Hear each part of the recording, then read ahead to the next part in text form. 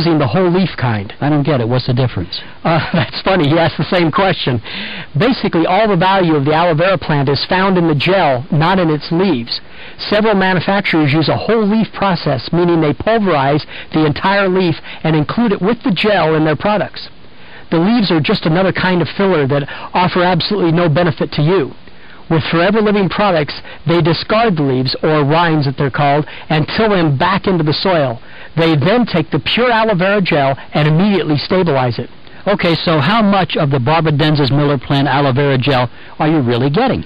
With Forever Living products, you receive 100% pure aloe vera gel. It has no water added to it. Most of the competition does not have the same quality, and they generally add fillers and water to their products, which obviously dilutes the aloe vera. Forever Living products adds no fillers. So if you're not paying attention to the aloe vera you're using, you may just find it's coming from the wrong plant, that it's maybe not fully stabilized, and it just may contain some fillers that lessen its effectiveness. Absolutely. And I finally asked if the aloe vera gel he was using was grown in an environment free of pesticides. This can make a major difference in its quality. What kind of major difference? Man-made chemicals can quickly and adversely alter the powerful nutrients inside. FLP only uses natural fertilizers and no pesticides in its fields, so they are producing consistent plants of the highest quality. Now, you use it yourself? I have been using Forever Living products in my practice for nearly 20 years, and I always receive consistent, predictable results. Why? Because I have all the answers to the questions I pose to the plastic surgeon, and those answers are found in the products before you. So, did your plastic surgeon friend try the Forever Living products, and what kind of results did he get? Yes, he did, and both he and his patient were extremely pleased with the results. His graft took, and with less scarring than is typical of those type of procedures. Dr. Henderson, you have the answers because you've been using the products for several years. What about the listeners? I mean, how can they be sure that the aloe vera they're using is the best that it can be? This little seal right here tells them. Seal, the International Aloe Science Council Seal of Approval. Yes, this is the industry-wide seal of approval for aloe vera purity and consistency. You won't find that seal just anywhere. The council routinely tests the products, as well as other aloe vera out there. FLP has to maintain strict quality assurances to maintain the seal of approval. By the same token, if you purchase an aloe vera product without the seal, you have no assurance that you're getting real aloe vera. So it's similar to the Good Housekeeping seal, only for aloe vera. And that's why you should look for that seal on any aloe vera product you buy. Plus, FLP also has a kosher rating, meaning that the Jewish community have also subjected these aloe vera products to extensive testing and have approved them for their quality and purity. The products even have the Islamic seal of approval. Really? So it's truly internationally received? In fact, Forever Living products are distributed in more than 50 countries, with retail sales from Rexmon's worldwide companies being more than $1.2 billion annually. 1.2 billion with a B. That is remarkable. I guess that's why they're the biggest. Actually, Forever Living products is the biggest because they supply the majority of the world's stabilized aloe vera. They have thousands of acres of aloe vera in production on plantations in the Rio Grande Valley of Texas, in Mexico, and in the Dominican Republic. Let's go back to the effectiveness issue for just a minute. I understand that Forever Living products played a major role in the treatment of Oklahoma City bombing victims. Yes, they did, and I believe you have another of our advisory board members on the telephone to tell us about it. That's right. Joining us from his teaching assignment at Oklahoma University, Dr. Timothy Moore. And we welcome you, Dr. Moore. Thank you. Hi, Doc. That must be the renowned Dr. Henderson. Yes, it is. I'd love to take credit for the Oklahoma City story, but since you were the doctor involved, I thought it would be better coming from you.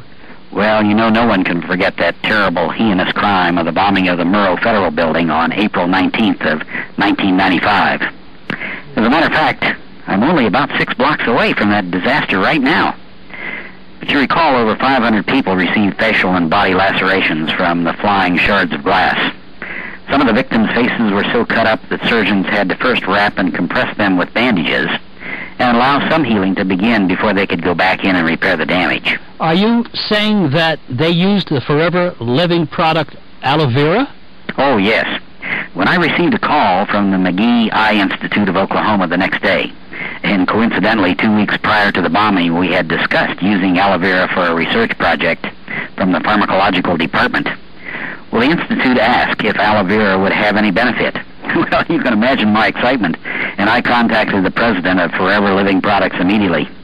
And Mr. Rex's mom generously donated 10 cases of aloe vera jelly and shipped them overnight to the Eye Institute to help treat the lacerated patients. And what did they find?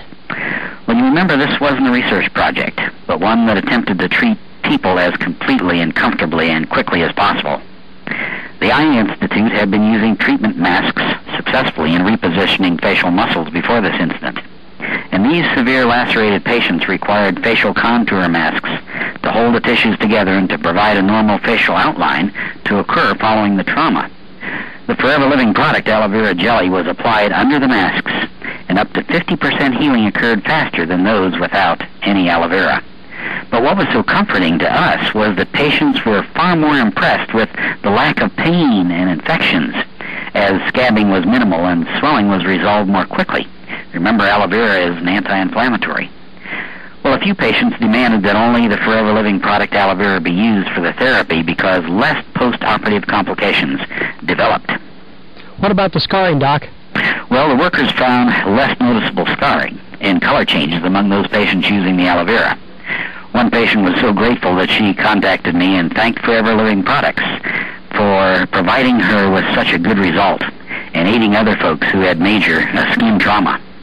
You know, these are the same results that we see daily with our patients following gum surgery and praising the Forever Living product aloe vera for its healing potential. Well, that is truly amazing.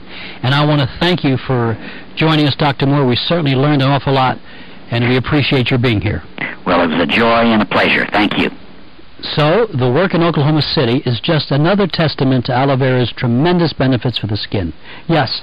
A lot of topicals we use are petroleum-based, which are man-made chemicals that cut off the oxygen. It almost seems insane. Why would you put a petroleum chemical on your body when you have a completely natural, proven product in aloe vera? And remember, petroleum products are what make our cars go. Interesting point, but now let's get back to drinking aloe vera. I still think our listeners may be a little surprised about that one. People have been using and drinking aloe vera for centuries. Its use has been documented in Egyptian writings. There are hieroglyphics depicting Cleopatra using aloe vera.